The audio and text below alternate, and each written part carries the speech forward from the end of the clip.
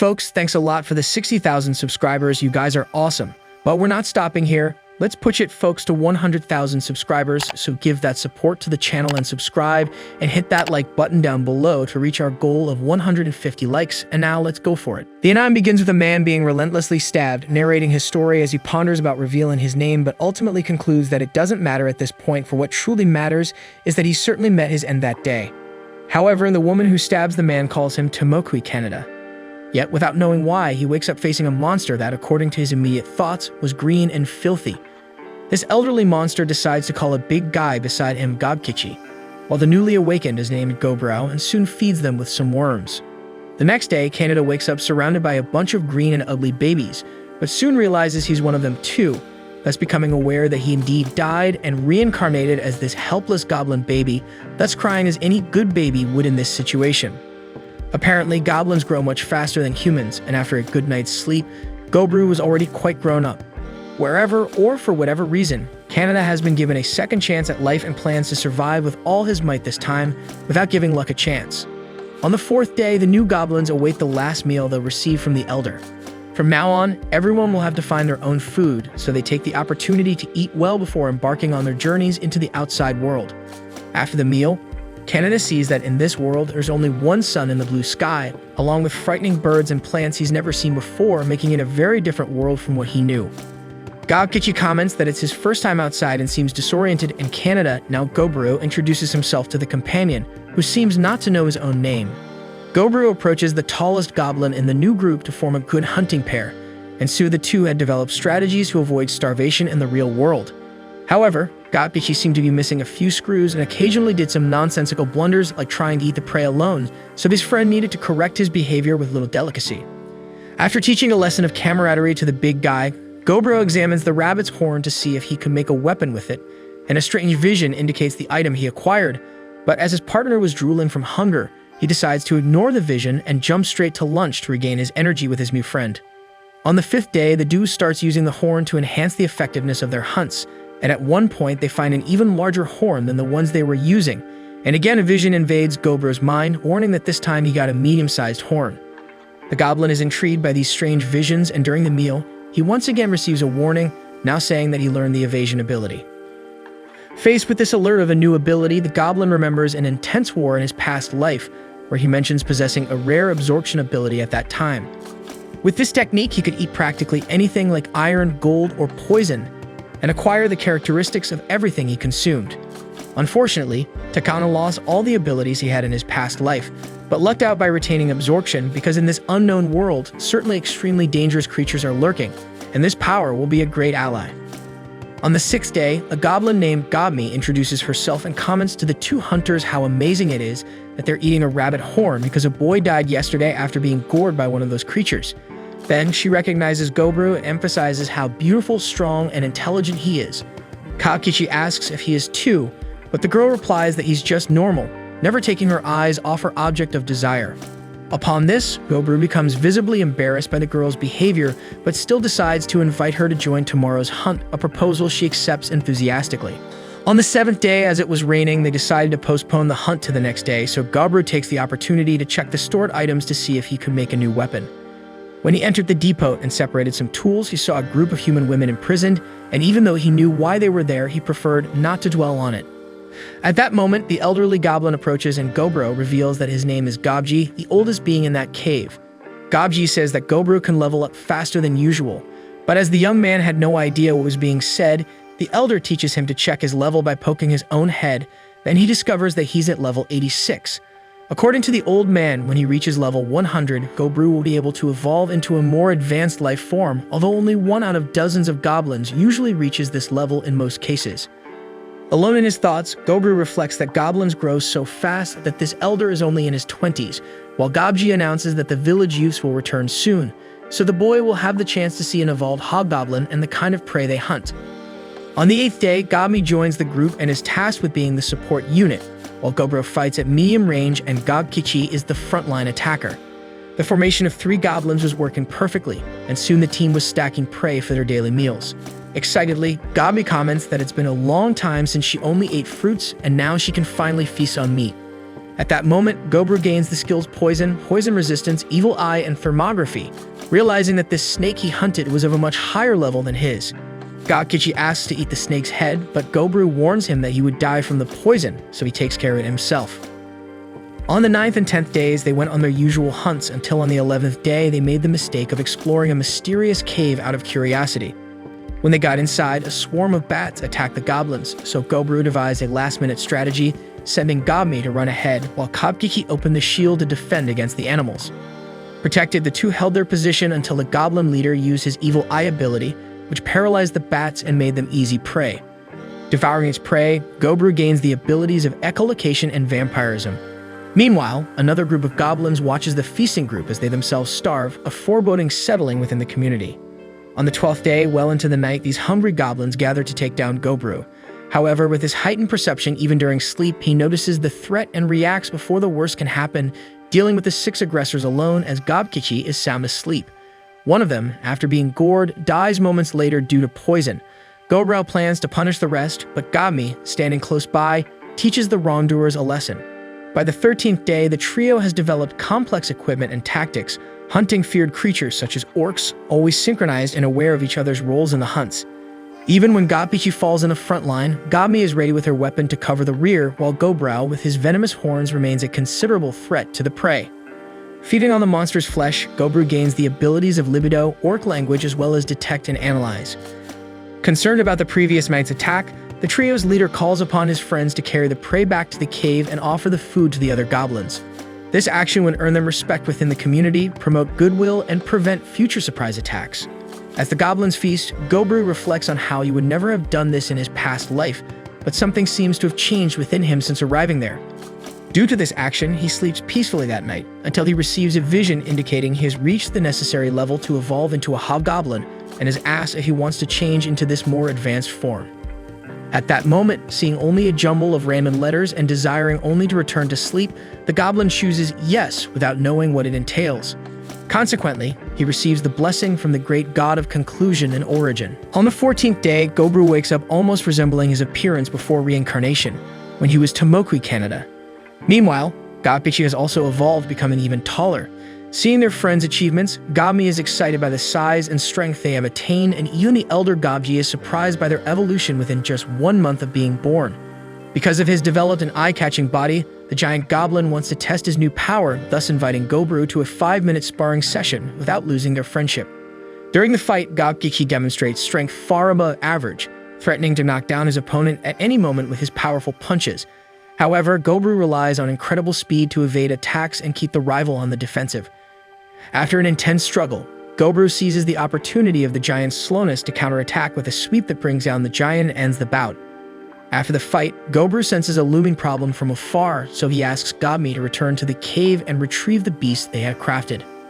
Meanwhile, a pack of wolves is drawn by the chase of a group of fleeing rabbits. After finishing off the small animals, even an orc who happened to be in the wrong place at the wrong time pays with his life. Surveying the situation from afar, Gobru sees in this wolf pack the perfect challenge to test his evolved strength.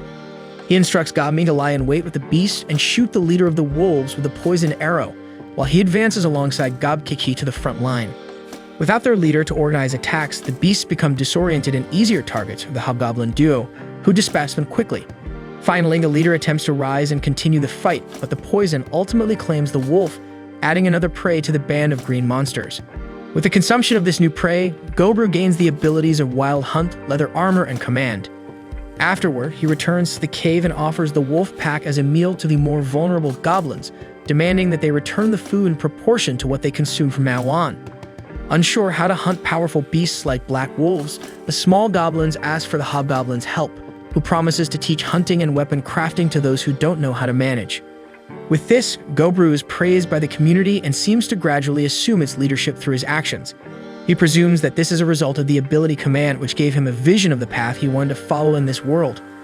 Now his plan is to eat and grow strong enough to achieve the main goal in his mind. On the 17th day, Gobru wakes up the elder Gobji to witness a tragedy that has just happened in the cave. All the human women, perhaps having lost hope in their lives, took poison at the same time and died peacefully in their sleep. So the two goblins prepare a funeral for them. On the 26th day, Gobru had begun training the goblins of his generation, and the newcomer Gobi was falling behind in the running training. At the same time, the leader fed on any promising enemies he could find to learn new skills. Everything was going well during the training until a group of armed goblins approached Gobro's students, who drew their swords to see what was happening. However, Gaji warns that it's just the raiding group and everyone is on the same side. Basically, this raiding group is made up of the parents of Gobro's generation. With the arrival of Chief Hopkin and his subordinates, many important spoils were brought to the village, such as provisions, supplies, and more human women. Since goblin DNA is extremely dominant, mating with other species still results in the birth of goblins. Gobru understands the need for reproduction but disagrees with how they've been doing it. So he approaches the raid leader and asks to take care of the humans. But the big guy doesn't like this intrusion and challenges Gobro, causing widespread tension between the raiding forces and Gobro's subordinates. At this moment, Hobsato and Hobsi, the mage, arrive and ask the two to calm down because an internal war would be very tiresome at this point. To resolve the situation, Hobsato suggests that the leaders of each generation face off in an unarmed duel, and the winner can decide what will be done on behalf of the entire tribe. Hopkin, eager to teach the cheeky kid a lesson, accepts the proposal, and Gobro doesn't oppose either. So in no time, the raid leader had been easily defeated, and Gabji asks where the winning goblin got that rope from. Gobro explains that this fabric is produced by his body like saliva. Inside, he celebrates the fact that he ate that demonic spider. With his great performance, Hobzet confesses that the young goblin has potential, while Hobseto celebrates the birth of someone so promising in his absence.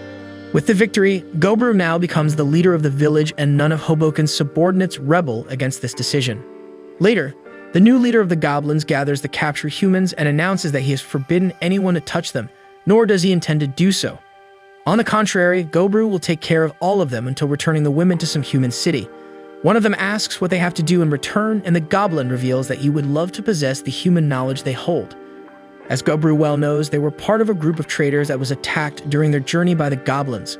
All the men were killed, leaving only the women, and perhaps he can learn a thing or two about the customs of this species. On the 28th day, the village chief appears to feed the prisoners, and apparently, they were handling the situation better than he imagined. Gobro always tries to prepare meals with the spoils ingredients, so the humans can eat something they're already accustomed to, as well as a means to keep their sanity amid all this stress. Analyzing humanity, he realizes that they don't evolve like goblins, but in exchange, they have a wide variety of occupations. The quietest girl is an evaluator and blacksmith, for example. The twins are a cook, and the other, a tailor. The girl with glasses claims to be an alchemist. Lastly, the brave redhead who greeted him upon arrival should be a novice warrior, and Gobru believes she could participate in the training in the future. Speaking of training, Gobru leads another day of practice, and many goblins are exhausted with the tough training philosophy from the village chief. Two of them try to rise to the leader's demands, but are soon put in their place by force. Gobru's idea is to put hunting aside for a while to develop other group exercises, as well as to teach the rules he established. On the 31st day, rain covered the sky outside the cave, while Gobru and Gobkichi engaged in a very intense training duel under the gaze of the other villagers, including the resentful Hopkin, who lost all his prestige after losing to Gobru. Obviously, the proud hobgoblin wouldn't take this lightly, and along with a group of other goblins, they gather at night to take advantage of the human women who are under the chief's care. However, Gobru overheard the criminal's conversation and managed to prevent a disaster in time, eliminating one of the goblins and apprehending the rest. Addressing the leader of the wrongdoers, Gobru reminds him that not long ago he made it clear that the humans should not be touched. In turn, Hopkin replies that a kid would never understand the sweet taste of a woman, so Gobru knocks him out with a kick. Then he apologizes for scaring the women, and the redhead cries in fear at what she just witnessed. Other goblins arrive to see what's going on, and the chief asks Gobkichi to drive the prisoners outside, while Gobmi must wake up and gather everyone to see what the leader is about to do. So even in the rain, the village people gather outside and watch Gobru mercilessly beat the criminals, setting an example of the importance of following the tribe's rules. Gobru stopped beating the prisoners when they were about to die, so they would lose their lives in a long and painful way. Gobkin, who received the worst punishment, only died the next morning. On the 32nd day, the chief gathers his group to hunt a tricorn. Trying to bring it down with an arrow, the animal's resistant scale prevented penetration, but with his spider webs, Gobru managed to immobilize the horse for Gobkichi and him to finish the job. The opponent was difficult to kill, but the reward was certainly worth it, with Gobru gaining several powerful abilities such as scaling, accelerated healing, and triple thrust. This last ability allows a single blow to cause 3 impacts at once. Later, during the night, Gobru tries to rest after another intense day of hunting, until the red-haired girl appears and lies down beside the goblin. He knows the girl had a rough night yesterday, so he lets her sleep with him. On the 33rd day, the chief notices that Gobmi had joined the human bed with him, using the goblin's arms as pillows all night long, which made them sore for some time. A little later, to everyone's surprise, Gobu had become a hobgoblin after so many intense trainings, and everything was going well with Gobkichi as the captain of the heavy protection warriors. Gobbi commanded the long-range attack unit, while Hobsaddle led the light armor group, focused on mobility. Gobu took over the rear support, prioritizing various different tasks, and Hobsi, the village's only mage, would act as captain of the magical force, but so far there were no mages to be trained. On this day, Gobru left the training to the captains and traveled to the depths of the forest to devour a good variety of prey. During his journey, he encounters a distracted tricorn on the banks of a river, so he decides to test his first attack magic against the animal. So he invokes Phase 1 of the conclusion magic, the Gi Durg, and takes the horse's head. Being honest with himself, Gobru admits he got a little arrogant after casting his first spell, but other challenges would still arise as he advanced north through the forest until late afternoon. Suddenly, he sees a huge trail of blood and instantly remembers old teachings from the old Gaji, who always insisted that no one should have the terrible idea of exploring the northern forest, because deep down there exists a huge scarlet creature called the Red Bear. Following the tracks, Gobru realizes that not even the powerful tricorn scale was able to save him from this beast, until the creature itself appears in front of the goblin, with its heavy steps and scary appearance, plus a growl capable of freezing the soul of the greatest hobgoblin. Any individual with a sense of danger would have fled, but Gobru decided to think of a plan to bring down this giant thing, because he couldn't resist the possibility of gaining some surreal ability from this magnificent monster. Therefore, once again, he invokes the Gi Durg spear, ready to use everything he has at hand to defeat the Red Bear. Meanwhile, back in the village, Gobmi is worried about Gobru not having returned yet, so Gobu decides to ask for him inside the cave. Inside, none of the resident goblins had any idea where the chief would be, but Gobbi thanked her friend's effort anyway. As for the village leader, his magic spear managed to tear off one of the bear's limbs, which he placed his arm in front of his body to prevent his death. Still, just the left paw of that monster was already capable of causing fatal damage, and Gobru believes that not even the refined scale armor he took from the tricorn can help in any way. So Gobru tries to crack the enemy's skull with his axe, but it is more resistant than the goblin thought. Unsuccessful, Gobru pours a large amount of web to immobilize the bear, but its strength is so enormous that its bonds did not control it. At that moment, the bear surprises Gobru by spitting out a huge fireball that ignites the entire forest around. Amidst the chaos, the bear begins to leave, thinking it has devastated its enemy, but the goblin was healing behind a tree to avoid being seen. Gobru had never seen a bear do that, but now he has to deal with his decision to hunt down this monstrous prey, even knowing he has a lot to lose in the process. Thus, the tribe chief imbues himself with some defense spell and attacks the Red Bear, provoking another fireball from the animal onto him. However, this time Gobru was prepared for the impact and protected by a magical shield. He approaches the beast until he manages to stick his sword into its throat. Nevertheless, the animal was able to grab the goblin and throw him away, causing massive damage. At least the blade stuck in the creature's mouth would prevent it from spitting fire, and that could be the way for the goblin to achieve victory. However, the bear remains steadfast in its posture, while Gobru believes he could die if he takes another blow like that. Anyway, the hunger that the hobgoblin feels was speaking louder, so he challenges the Red Bear again with his two-handed axe. At first, you hit the bear and escape the retaliation with his above-average speed, but in a direct confrontation, Gobru's cut-off arm flies through the forest filled with blood. On the 34th day, the early morning arises as Gobru wakes up from his faint. Even losing his arm and with the bear's claws embedded in his chest, the goblin had managed to defeat the animal, killing it once and for all. Unable to muster the strength to get up, Gobru grabs the beast's paw to his chest and bites with difficulty, thus gaining the heavy damage and overwhelming strength abilities. With that, he accumulated enough points to evolve into an ogre, and as he loses consciousness once again, Gobru manages to choose yes. Hey folks, we're kicking off the new anime season, and if you enjoyed this anime and want to see more of it, go ahead and hit that like button down below. And don't forget to subscribe to the channel. We need your support to reach our goal of 70,000 subscribers. Every subscription counts and helps us grow our community. Catch you next time.